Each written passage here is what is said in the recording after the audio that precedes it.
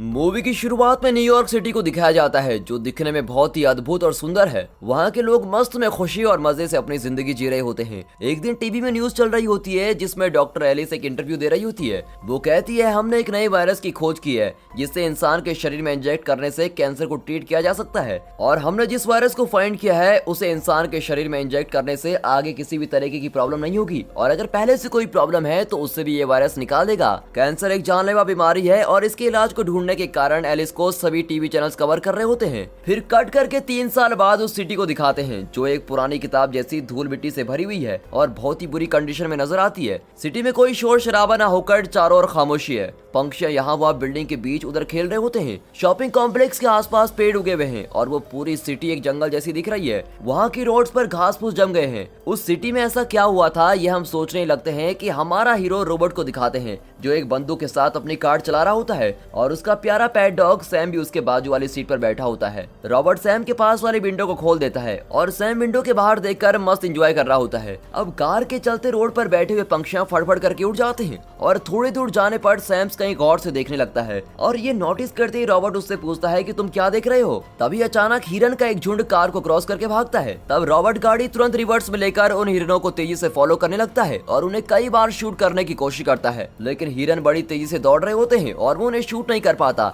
लेकिन वो बिना हार माने उन्हें फॉलो करता रहता है, और एक जगह पर पहुंचते ही वहां रास्ता ब्लॉक हुआ होता है और वहां खड़ी गाड़ियों के बीच सारे हिरन भाग जाते हैं। ये देखकर रॉबर्ट और सैम अपसेट हो जाते हैं। फिर रॉबर्ट अपनी बंदूक लेकर उन्हें ढूंढते हुए उस जगह पर धीरे से चलकर जाता है और उसके साथ सैम भी जाता है। तब कुछ दूरी पर देखते हैं कि सिर्फ एक हिरन एक बिल्डिंग के पास खड़ा है और वो साइलेंटली झाड़ियों में छुपकर उसको शूट करने की कोशिश करता है, लेकिन वो हिरन बिल्डिंग के पीछे चला जाता है। अब रॉबर्ट और सैम आराम से चलकर दूसरी तरफ जाते हैं और वहां से हिरन इनको देखे बिना इनकी तरफ आ रहा होता है। उसे शूट करने के लिए बंदूक निकालते ही एक शेरनी उस हिरन पर झपट कर उसका शिकार कर लेती है। रॉबर्ट उस शेरनी को शूट करने के बारे में सोचता है, लेकिन फिर वहाँ एक शेर उसके बच्चे के साथ वहाँ पहुँच जाता है। अपने परिवार के साथ होने के कारण उसे शूट करने के लिए उसका दिल नहीं मानता और झिझकते हुए वो उन्हें देखता ही रहता है। तब उसकी गाड़ी में अलार्म बजता है। शाम के 5:30 बज रहे होते हैं और आसमान को देखता है तो सूरज डूब रहा होता है। अब इसके आगे 1 मिनट भी बाहर नहीं रुक सकती और अंधेरा होने से पहले घर पहुंचना होगा। ये सोचकर रॉबर्ट और सैम तुरंत अपने घर जाने के लिए निकलते हैं। अब यहाँ पर मूवी का टाइटल आता है आई एम द लेजेंड, और इसको डालकर मूवी स्टार्ट होती है। सूरज डूबने से पहले रॉबर्ट अपने घर पहुंच जाता है और घर के अंदर जाने से पहले वो सेफ्टी के लिए केमिकल से मिक्स हुए एक लिक्विड को घर के बाहर छिड़कता है। उसके बाद वो खाने के लिए कुछ बनाता है और खुद को भी और सैम को भी देता है। वो टीवी में चल रहे एक पुराने प्रोग्राम को देखकर खा रहा होता है और जीने के लिए जरूरत पड़ने वाली सारी चीजें उसने अपने घर में रखी होती हैं। वेजिटेबल्स पसंद न आने पर सैम उस खाने को नहीं खाता। थोड़ी देर बाद रॉबर्ट सैम को नहलाता है और उससे कहता है कि हमें आज हिरन नहीं मिला तो कोई बात नहीं, कल मैं तुम्हारे लिए एक मस्त खाना अरेंज करके लाऊंगा। तब उसकी गाड़ी पर फिर से अलार्म बजने लगता है। फिर वो खिड़की से बाहर देखता है, सूरज डूबने में कुछ और समय बाकी है। वो घर के सारे विंडोज और डोर को क्लोज करके सभी लाइट्स ऑफ कर देता है। अब घर में पूरा अंधेरा छा गया होता है। फिर रॉबर्ट और सैम एक बंदूक के साथ एक बाथटब में सो जाते हैं और रात को बाहर रोने की आवाजें और कई तरह की डरावनी आवाजें आने लगती हैं। रॉबर्ट मौत के डर को मन में रखते हुए सो रहा होता है। तब उसे कुछ पुरानी घटनाएं याद आती हैं और फ्लैशबैक दिखाते हैं। 3 साल पहले कैंसर की मेडिसिन के नाम पर जिस वायरस को इंसानों के शरीर में इंजेक्ट किया गया था, उस वायरस ने कुछ ही दिनों में अपना काम करना शुरू कर दिया था। उस इंजेक्शन को जिन लोगों ने लिया था, वो सभी लोग ज़ॉम्बी में बदलने लग गए थे। इस वायरस के तेजी से स्प्रेड होने के कारण रॉबर्ट अपनी वाइफ जोई और अपनी बेटी मार्ली के साथ कहीं जा रहा होता है। वो जोई से उनके रिलेटिव के घर जाकर रहने को कहता है और जरूरी कैश और खाने की चीजें हमेशा साथ रहने की एडवाइस दे रहा होता है। ये सुनकर जोई शॉक हो जाती है और पूछती है कि क्या ये वायरस हवा से भी स्प्रेड होता है। तब अचानक उनकी कार के शीशे में एक ज़ॉम्बी आकर टकराता है और वो शीशे पर खून लग जाती है। ये देखकर उसकी बेटी मार्ली जोर से रोने लगती है और रॉबर्ट उसका रोना बंद करवाकर उन्हें हार्बर ले जाता है। वहाँ उस वायरस से जो अफेक्ट नहीं हुए हैं, उन लोगों को चेक करके उस आइलैंड से बाहर निकाला जा रहा होता है और ये लोग वेट कर रहे होते हैं। लोगों की आंखों को स्कैन करके जो लोग अफेक्ट नहीं हुए हैं, उन लोगों को अंदर भेजते हैं और उन्हें सेपरेट रखते हैं। तब रॉबर्ट अपनी फैमिली के साथ उस लाइन में खड़ा होता है और वहाँ अफेक्टेड लोगों को अलग लाइन में भेजते हैं। तब वहाँ एक लेडी रोते हुए उस ऑफिसर से रिक्वेस्ट कर रही होती है कि मैं अफेक्ट नहीं हूँ, एटलीस्ट मेरे बच्चे को तो यहाँ से लेकर जाइए प्लीज। और तब उसकी आंखों से खून भरे आंसू निकलते हैं और ये देखकर रॉबर्ट बहुत ही सैड फील करता है। मेली का टेस्ट का रिजल्ट नॉर्मल आता है, लेकिन जोई का टेस्ट रिजल्ट नेगेटिव आता है और वो अफेक्टेड है कहकर उसको ले जा रहे होते हैं। तब रॉबर्ट उनसे रिक्वेस्ट करके उसे फिर से चेक करने को कहता है और वो आर्मी में डॉक्टर होने के कारण वो लोग एग्री करते हैं और उसे फिर से टेस्ट करते हैं। अब रिजल्ट नॉर्मल आता है और वो मार्ली और जोई को एक हेलीकॉप्टर तक छोड़ देता है। हेलीकॉप्टर में बैठी मार्ली उसके पेट डॉग सैम को रॉबर्ट के पास देकर कहती है ये आपका साथी बनकर रहेगा और वो उसे ले लेता है। रॉबर्ट हेलीकॉप्टर को उड़ते हुए देखता ही रहता है कि अचानक एक जेट से ब्रिज पर बॉम्ब फेंका जाता है और वो ब्रिज कोलैप्स होकर पानी में गिर जाता है। तब तक एक दूसरे हेलीकॉप्टर की वहां से निकलते ही कुछ लोग उसे पकड़कर खींचने लगते हैं। तब वो लड़खड़ाकर जोई और मार्ली बैठे हुए उस हेलीकॉप्टर को ठोक देता है और अब फिर सब कुछ कोलैप्स हो जाता है। वर्ल्ड के पॉपुलेशन में से 90% लोग इस वायरस से अफेक्ट हुए होते हैं और 1% लोगों में इम्यूनिटी होने के कारण इस वायरस से बचे हुए हैं। रॉबर्ट भी इम्यूनिटी वालों में से एक है, लेकिन अफेक्टेड लोग ज़ॉम्बी में बदल जाते हैं और वो बचे हुए नॉर्मल लोगों का शिकार करके उनको खाते हैं। और एक बात यह है कि ये ज़ॉम्बी सुबह की रोशनी में नहीं रह सकते क्योंकि ये सनलाइट को बर्दाश्त नहीं कर पाते। ये सिर्फ अंधेरे में ही जीवित रह सकते हैं, इसलिए सुबह के टाइम ये कभी बाहर नहीं निकलते। लेकिन इनमें सूंघने की शक्ति ज्यादा होती है और ये इंसान के रहने वाली जगह को इजिली सूंघकर वहाँ पहुँच जाते हैं। इसलिए स्मेल न आने के लिए रॉबर्ट एक केमिकल से अपने घर के बाहर स्प्रे करके रखता है। अब इन सभी बातों को सोचते हुए रॉबर्ट किसी तरह सो जाता है। अगले दिन सुबह फिर से उसका अलार्म बजता है। वो उठकर फ्रेश होकर एक्सरसाइज करता है और फिर वो और सैम दोनों अपने ट्रेडमिल पर रनिंग करते हैं। फिर वो स्नान के बाद रेडी होकर सैम को घर में अकेला छोड़ देता है और बेसमेंट पर होने वाले लैब में अपना एप्रन पहनकर चला जाता है। एप्रन न पहने पर भी उसे कोई पूछने वाला नहीं होता, लेकिन वो अपने प्रोफेशन में बहुत ही स्ट्रिक्ट है और डिसिप्लिन रहता है। हर दिन करने वाले एक्सपेरिमेंट को वो रोज अपने लैपटॉप में रिकॉर्ड करके रखता है। उसके लैब में कई चूहों के पिंजरे भी होते हैं जिनमें ज़ॉम्बीज़ में बदले गए चूहों को रखा होता है। रॉबर्ट की स्क्रीन ओपन करते ही वो सभी वायलेंट होकर चीखना शुरू कर देते हैं। जो दवाई उसने उनको दी होती है वो काम नहीं कर रही होती है। ये देखकर वो बड़ा ही अपसेट हो जाता है, लेकिन फिर देखता है कि एक चूहा दिखने में ज़ॉम्बी जैसा लगने पर भी वो वायलेंट ना होकर शांत रहता है। उसे दी गई दवा का असर दिखने के कारण वो उस दवा के नाम को नोट कर लेता है। अब इस दवा का चूहे पर असर होने के कारण वो एक ज़ॉम्बी को ये दवा देकर ट्राई करने के बारे में सोचता है। फिर वो सैम के साथ फिर से घर के बाहर निकलता है और रास्ते में एक डीवीडी शॉप के पास अपनी कार रोकता है और शॉप के बाहर रखे हुए 2 पुतलों को गुड मॉर्निंग कहकर अंदर जाता है। वहाँ के पुतले सभी रियल इंसानों की तरह लगते हैं और अंदर जाते ही वहाँ कुछ पुतले शॉपिंग करने के पोज में रखे होते हैं। उनमें से एक पुतले को स्टेयर करते हुए वो काउंटर में जाता है और उस काउंटर में भी एक पुतला बैठा होता है और रॉबर्ट उसके साथ कुछ बातें करके निकल जाता है। सिटी में उसके साथ कोई न होने के कारण रॉबर्ट अपने अकेलेपन को दूर करने के लिए ऐसे पुतलों को बनाकर उन सभी से बात करता है और वो उनको नाम भी दे देता है। दोस्तों, ऐसी सिचुएशन हमारी लाइफ में नहीं आ सकती, लेकिन एक गेम के लिए पूछता हूँ, अगर आप लोग रॉबर्ट की जगह होते, इस दुनिया में अकेले फंस गए होते, तो आप अकेलेपन को दूर करने के लिए क्या क्या करते, ये कमेंट करके जरूर बताइएगा। देखते हैं कौन से कमेंट को ज्यादा लाइक्स मिलते हैं। अब दोनों एक छोटे जंगल में जाकर रॉबर्ट वहाँ की झाड़ियों से बातें करते हुए वहाँ कोई इन्फेक्टेड चूहे को ढूंढ रहा होता है क्योंकि वो उस दवा को एक और चूहे पर टेस्ट करके देखना चाहता है, लेकिन उसे वहाँ पर कोई चूहा नहीं मिलता और वो दोनों वहाँ से निकलते हैं। वो अक्सर अपने खाने के आइटम्स की खोज में सिटी के घरों में जाकर अपने लिए जरूरी खाने की चीजें लेता है और वो कौन से घर में जा चुका है और कौन से घर में जाना है ये सब वो मैप में मार्क करके रखता है। अब वो एक घर में जाता है। फिर सैम अंदर एक रूम में जाकर चेक करता है और कोई प्रॉब्लम ना होने पर वो भौंककर रूट क्लियर होने का सिग्नल देता है। फिर रॉबर्ट वहाँ के सारे कर्टेन्स को निकाल देता है ताकि सनलाइट रूम के अंदर आ सके और फिर वो घर में ढूंढकर जरूरी खाने की चीजें अपने साथ ले लेता है। उस घर में एक बेबी रूम भी होता है जहाँ पर टॉयज रखे होते हैं और ये देखकर उसे अपनी बेटी की याद आ जाती है। अगर यहाँ कोई नॉर्मल इंसान जिंदा है तो घबराने की कोई जरूरत नहीं है। दोपहर में सूरज की तेज किरण से तपती हुई धूप में मैं आपके लिए हर बार में वेट करता रहूंगा। वहाँ आने पर मैं आपके लिए कुछ रहने की जगह और खाने का इंतजाम करूंगा। ऐसा रेडियो में हमेशा ब्रॉडकास्ट होता रहता है। तब वो रोज इस उम्मीद में जाता है कि हर बार में कोई इंसान आया होगा और ये भी उसका डेली रूटीन बन जाता है। 3 साल से वहाँ पर कोई नहीं आता, लेकिन उसे उम्मीद है कि एक न एक दिन तो यहाँ पर जरूर कोई आएगा और इसी उम्मीद के साथ वो वहाँ वेट कर रहा होता है। ऐसे ही आज वहाँ वेट करते समय टाइम पास के लिए वो गोल्फ खेलता है, लेकिन इसमें हाईलाइट ये है कि उस हार्बर में एक जायंट क्रूज शिप भी होता है जिस पर कई जेट्स खड़े किए होते हैं और उनमें से एक जेट के विंग पर खड़े होकर रॉबर्ट गोल्फ खेलता है और सैम भी उसके बाजू में बैठकर देख रहा होता है। कुछ देर में अचानक सैम उठकर दूसरी ओर देखने लगता है और ये देखकर रॉबर्ट अपने स्नाइपर राइफल से जूम करके उस तरफ देखता है। तब उसे रोड पर गाड़ियों के बीच चलता हुआ एक हिरन दिखता है। सैम रोज सब्जियों वाले खाने को खाकर बोर हो गया होता है, इसीलिए रॉबर्ट आज उसे उसकी पसंद का खाना दिलाना चाहता है और वो दोनों उस हिरन को फॉलो करते हुए जाते हैं। उन्हें देखते ही हिरन बड़ी तेजी से भागने लगता है और वो लोग भी उसके पीछे भागते हैं। फिर हिरन को जाने के लिए और कोई रास्ता न मिलने पर वो एक एक बड़े गोडाउन के अंदर चला जाता है। गोडाउन के अंदर अंधेरा होता है और सैम भी उस हिरन के पीछे पीछे अंदर चला जाता है, लेकिन रॉबर्ट उसको रोकते हुए चिल्ला रहा होता है। पर हिरन करी खाने के लालच में सैम अंदर चला जाता है। अब सैम को ढूंढते हुए रॉबर्ट अपनी राइफल के साथ सतर्क होकर आगे बढ़ता है और उसने अपने राइफल की टॉर्च भी ऑन की होती है। उसे कुछ अजीब आवाजें सुनाई देती है और इससे घबराकर उसके पसीने छूटने लगते हैं। फिर वो जहाँ से आवाजें आती है वहाँ टॉर्च मारकर शांति से जाता है। तब देखता है कि वहाँ की दीवार पर खून लगा हुआ है और अंदर जाते ही वहाँ पर सीढ़ियाँ होती है और उन सीढ़ियों में भी खून लगा होता है। अब वो खून सैम का होगा ये सोचकर उसके मन में बहुत घबराहट होती है। उस खून के रास्ते से सीढ़ियों से चढ़कर वो ऊपर एक कमरे के अंदर जाता है। तब वहाँ वो हिरन मरा पड़ा होता है और वो आराम से टॉर्च मारकर उस हिरन के पास देखता है, मगर वहाँ कोई नहीं होता। फिर वो और थोड़ी दूर चलकर सैम को ढूंढता है। तब वहाँ एक कमरे में ढेर सारा कैश गिरा पड़ा होता है। अब ऐसी सिचुएशन में तो कैश के बदले अगर वो रूम मोतियों से भी भरा होता तो भी रॉबर्ट के लिए वो सब कुछ यूजलेस था।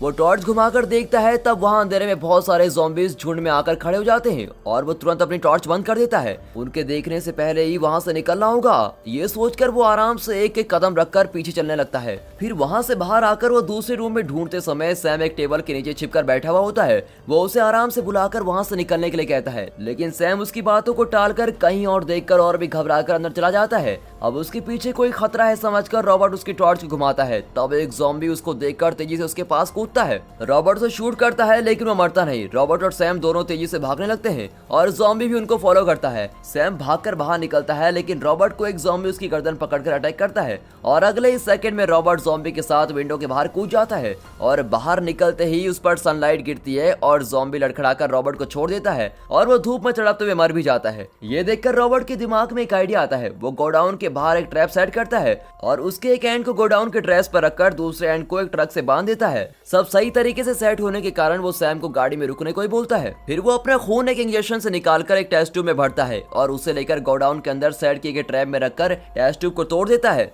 उस खून की स्मेल से कोई ज़ॉम्बी उस ट्रैप में फंस जाएगा, ये सोचकर वो वहीं वेट कर रहा होता है और ठीक वैसे ही एक ज़ॉम्बी उस ट्रैप में फंसकर काले कपड़े के अंदर फंस जाता है और रॉबर्ट उसको बेहोश कर देता है। इस ज़ॉम्बी के फंसते ही गोडाउन में से एक और ज़ॉम्बी वायलेंटली आकर वहां से बाहर निकलने की कोशिश करता है, लेकिन धूप होने के कारण वो बाहर नहीं निकल पाता और अंधेरे में रहकर उस फंसे हुए ज़ॉम्बी को देखकर उदास होकर चिल्लाता है और रॉबर्ट को देखकर कुछ अजीब सा लगता है। फंसे हुए ज़ॉम्बी को उठाकर वो अपनी लैब में रिसर्च के लिए लेके जाता है और उसे एक बेड पर लेटाकर बांध देता है। वो एक लेडी ज़ॉम्बी होती है जो करीबन 20 साल की होगी और वो जब फंसी थी तब गोडाउन में चिल्लाने वाला शायद उसका प्रेमी हो सकता है। इस बात को रॉबर्ट समझ लेता है। फिर वो उस चूहे को दी गई दवा उस ज़ॉम्बी पर ट्राई करता है और उसकी पल्स रेट, टेम्परेचर और प्रेशर को परफेक्टली चेक कर लेता है। वो एक ज़ॉम्बी होने के कारण सभी रीडिंग नॉर्मल से बहुत ही ज्यादा आती हैं और वो उसके बैग पर एक बटरफ्लाई टैटू को भी नोटिस करता है। फिर वो उसे उस दवाई के इंजेक्शन देता है और कुछ ही देर में उसकी पल्स रेट और टेम्परेचर ये सभी कम होने लगते हैं और रीडिंग्स को देखते समय अचानक वो ज़ॉम्बी उठकर जोर से चिल्लाने लगती है। फिर थोड़ी देर चिल्लाकर बेहोश हो जाती है।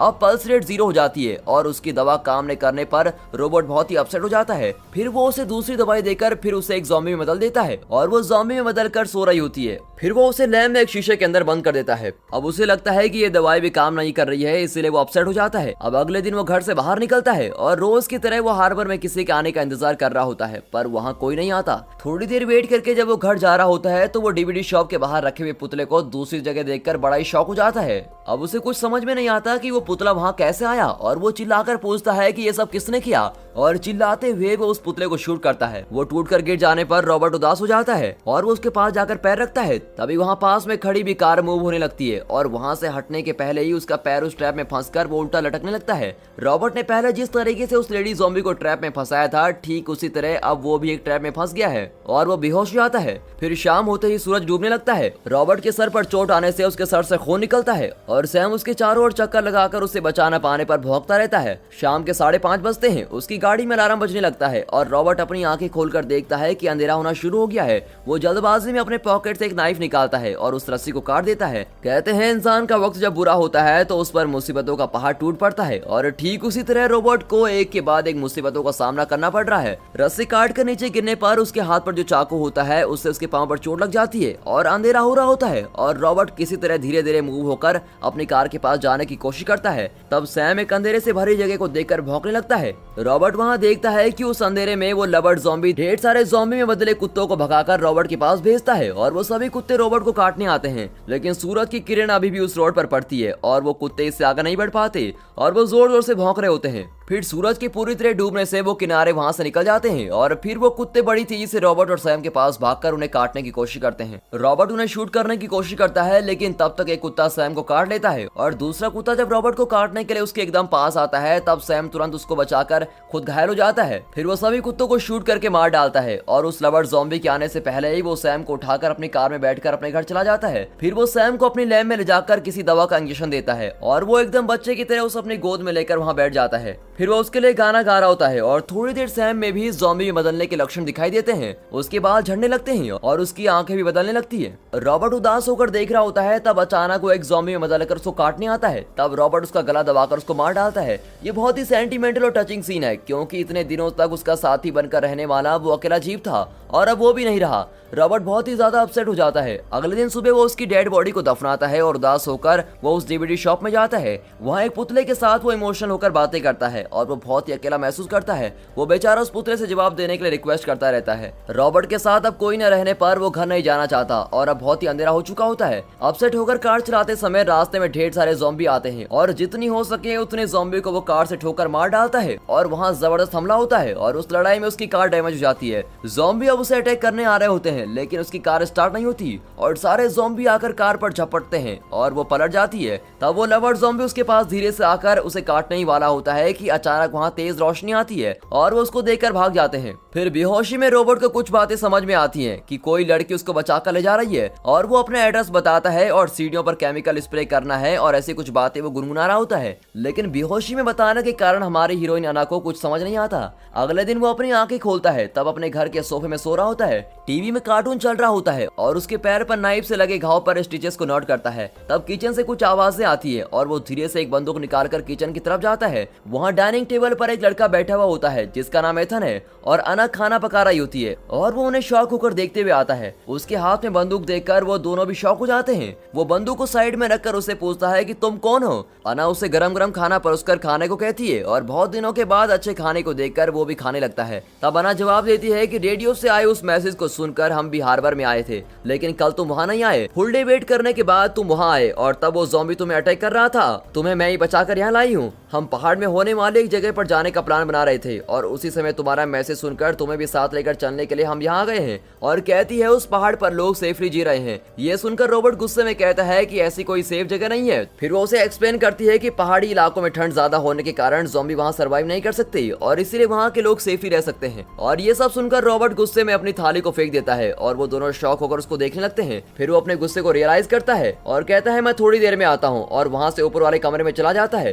थोड़ी देर अकेले बैठकर वो फिर नीचे आता है। तब एथन टीवी में कार्टून देख रहा होता है। वो अब आगे क्या करेगा ये सोचकर अना उसको देख रही होती है। तब वो टीवी में चल रहे कार्टून के डायलॉग्स बोलने लगता है और उसे देखकर एथन एक्साइट हो जाता है। अना उसको थोड़ी देर तक देखती रहती है और उसको पता लग जाता है कि ये ज़ॉम्बी में नहीं बदला है, यानी कि इस पर ज़ॉम्बी के कोई भी काटने के निशान नहीं है और कोई भी काटने के लक्षण नहीं दिखाई दे रहे हैं। फिर रॉबर्ट अना के पास जाकर नॉर्मल तरीके से बातें करने लगता है। तब वो उसे कहती है कि तुम्हारी तरह ही हम 5 लोगों में भी इम्यूनिटी है। एक दिन क्रूज में खाना ले जाते समय अंदर फंस गए थे और इतने दिनों तक हम वहीं पर थे। हम में से 3 लोग ज़ॉम्बी के शिकार बन गए थे और अब हम दोनों ही बचे हैं। और कहती है कि कल हम पहाड़ के लिए निकलेंगे, लेकिन रॉबर्ट मना कर देता है और कहता है मैं इस जगह को छोड़कर कहीं नहीं जाने वाला। यहाँ जब तक मैं ज़ॉम्बियों को इंसान में नहीं बदलता मैं कहीं नहीं जाऊंगा। फिर अना उसको उसके पैर पर चोट कैसे लगी इस बारे में पूछती है। तब जाकर रॉबर्ट कई सारी बातें सोचने लगता है। वो सोचता है असल में ज़ॉम्बीज़ का दिमाग काम नहीं करता। फिर एक ज़ॉम्बी ने ट्रैप लगाकर मुझे कैसे फंसा लिया। वो दिमाग के बिना ये सब चीजें कैसे कर सकता है। ये सारी बातें सोचकर वो कंफ्यूज हो जाता है और इन बातों को वो अना के साथ एक स्विमिंग पूल के पास बैठकर डिस्कस कर रहा होता है।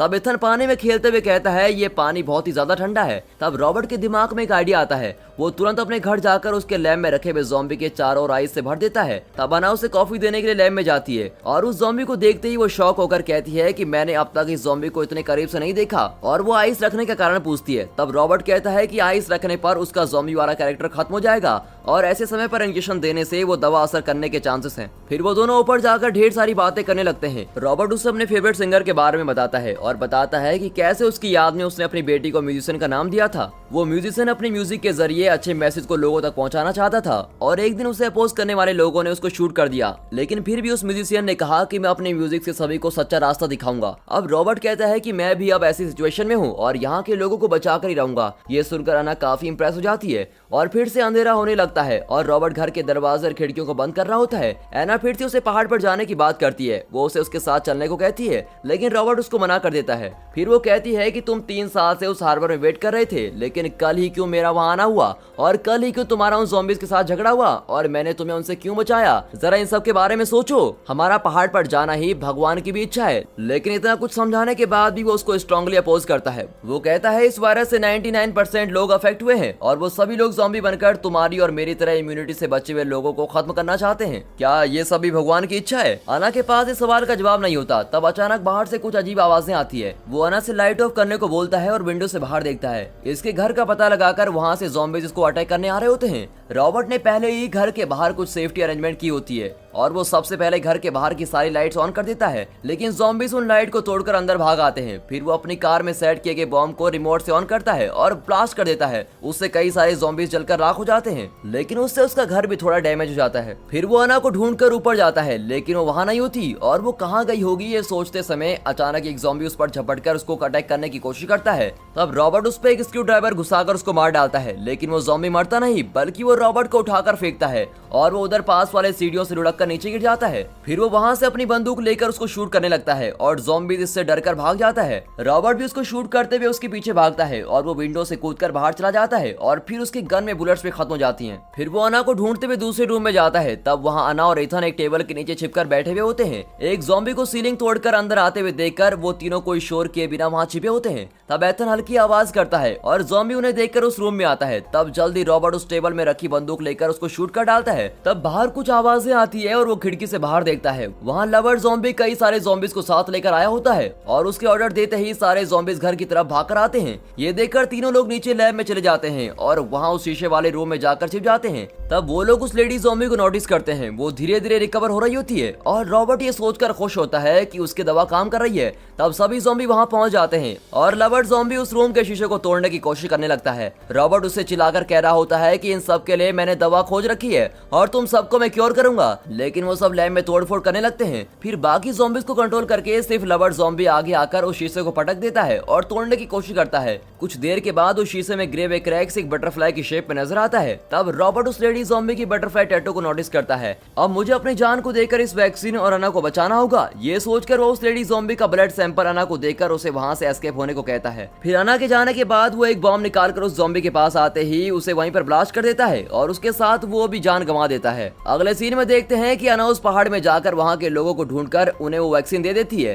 कहती है मुझे विश्वास है कि ये वैक्सीन सभी लोगों को बचा लेगी और इस तरह थिएटर क्लाइमेक्स के साथ ये मूवी यहाँ पर खत्म होती है। दोस्तों रुकिए, पिक्चर अभी बाकी है। इस मूवी को थिएटर में यही क्लाइमेक्स के साथ छोड़ दिया गया था। इस मूवी को अगर डीवीडी प्रिंट में देखा जाएगा तो हम इस क्लाइमेक्स को ऐसे देख सकते हैं। रॉबर्ट से चिल्लाकर कह रहा होता है कि इन सब के लिए मैंने दवा खोज दी है और तुम सबको मैं क्योर करूंगा, लेकिन वो सब लैब में तोड़फोड़ करने लगते हैं। फिर बाकी ज़ॉम्बीज को कंट्रोल करके सिर्फ लवर ज़ॉम्बी आगे आकर उस शीशे को पटाकर तोड़ने की कोशिश करता है। कुछ देर बाद उस शीशे में कई क्रैक्स गिर जाते हैं। अब उस शीशे को तोड़कर अंदर आते ही तीनों लोगों की कहानी खत्म। ये सोचकर वो लोग डरकर देखने लगते हैं कि वो ज़ॉम्बी चिल्लाना बंद कर देता है और उस शीशे में एक बटरफ्लाई शेप बनती है और इसको देखकर रॉबर्ट को सब कुछ समझ में आ जाता है। वो समझ जाता है कि वो उस लेडी ज़ॉम्बी को लेकर जाने के लिए ही यहाँ आया है। वो अपनी बंदूक नीचे रख देता है और उस लेडी ज़ॉम्बी को दी जा रही दवा को निकाल देता है। अब अना डोर ओपन करती है और रॉबर्ट लेडी ज़ॉम्बी को बाहर ले जा लेता है और उसके बाहर भेजते ही अना डोर बंद कर देती है। बाहर ज़ॉम्बीज रॉबर्ट को काटने के लिए अपना मुंह खोलते हैं, लेकिन लवर ज़ॉम्बी उन्हें कंट्रोल करता है और वो भी उसे जाने के लिए रास्ता देते हैं। फिर वो एक इंजेक्शन निकालकर उस लेडी ज़ॉम्बी को लगा देता है और वो ज़ॉम्बी भी होश में आकर